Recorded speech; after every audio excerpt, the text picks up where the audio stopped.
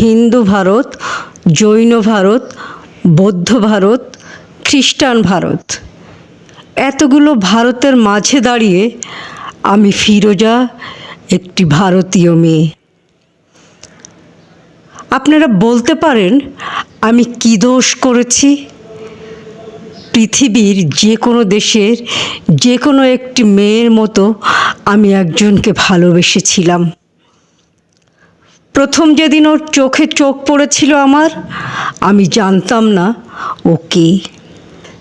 বিকেলবেলার college ক্যাম্পাসে যে আলো এসে পড়েছিল ওর চুলে, তার কোথাও লেখা ছিল না ওর ধর্ম। হিন্দু ভারত, জৈন ভারত, বৌদ্ধ ভারত, খ্রিস্টান ভারত, আপনারা বলতে পারেন আমি কী দোষ করেছি? আমি যেদিন হাতে মোমবাতি নিয়ে উঠে দাঁড়ালাম, আমি যেদিন বললাম আমি শরিয়াত মানি না, আমি যেদিন বুঝিয়ে দিলাম ভারতবর্ষের মাটিকে মা বলে জানি, ভারতবর্ষের আকাশকে আকাশ, সেদিন থেকেই শুরু হলো অত্যাচার।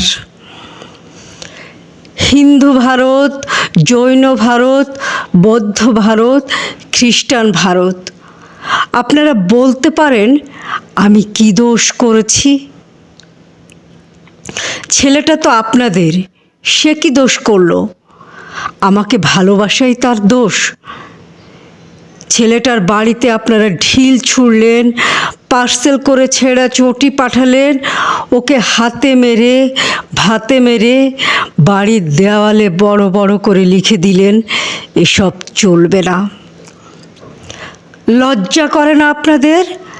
আপনারা এগিয়ে থাকা মানুষ, এমএ পাস, বিএ পাস, ডাক্তার, ইঞ্জিনিয়ার, আমলা, মাস্টার, আপনারাই গণতন্ত্র নিয়ে ভাষণ দেন আর প্রয়োজন মতো গণতন্ত্রের টুটি টিপে ধরেন। ধিক আপনাদের! আমি কি ছোটবেলায় ভোরের আলোয় সরস্বতী পুজোর ফল কাটিনি? আমি কি স্কুলের বারান্দায় বসে রাত জেগে আলপনা দেয়নি? আমি কি পাশের বাড়ির হিন্দু বাবার জন্য রক্ত দেয়নি? ওদের বাড়ির উঠোনে বসে ওদের ছেলেদের অ আ ক খ শেখায়নি? আমি আরবি শিখিনি, ফার্সি শিখিনি, উর্দু শিখিনি।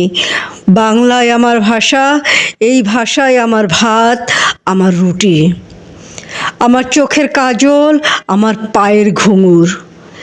এই ভাষা আমার গোপন চিঠি, যার অক্ষরে অক্ষরে লেগে আছে আমার চোখের জল। আমরা যেদিন বিয়ে করি সেদিন কফি হাউস গিয়েছিলাম। ও সেদিন আমাকে ঝোলা ভর্তি করে রবীন্দ্রনাথ কিনে দিয়েছিল। হাওড়া স্টেশনে পৌঁছে কানে কানে রবীন্দ্রনাথ বলেছিলেন, ফিরোজা তুমি আমার মৃন্ময়ী, তুমি আমার লাবণ্য, তুমি আমার সুচরিতা। সেদিন রাতে কি হয়েছিল জানি না, কি ঘটেছিল ওদের বাড়িতে, কি ঘটেছিল ওদের পাড়ায়, কি করেছিল তাদের বাবা কাকা, সেটা আজও আমি জানি না। কিন্তু তার পরের দিন ওকে আর কোথাও খুঁজে পাওয়া যায়নি। ও কোথায় চলে গেল আমি জানতে পারিনি। এই আপনাদের ভারতবর্ষ, এই আমাদের ভারতবর্ষ। আমি একজন সাধারণ মেয়ে, অথচ বাড়ির পাড়ায়, অফিসে, পুজোর প্যান্ডেলে, বিয়ে বাড়িতে, অন্নপ্রাশনে এখনও আমাকে নিয়ে ফিসফাস। ডাক্তারের কাছে যাই, ফিসফাস। কলেজে ঢুকি, ফিসফাস। বাজারে যাই, ফিসফাস। যে হাউজিংয়ে থাকি সেখানেও চলতে থাকে অবিরাম লুকোচুরি।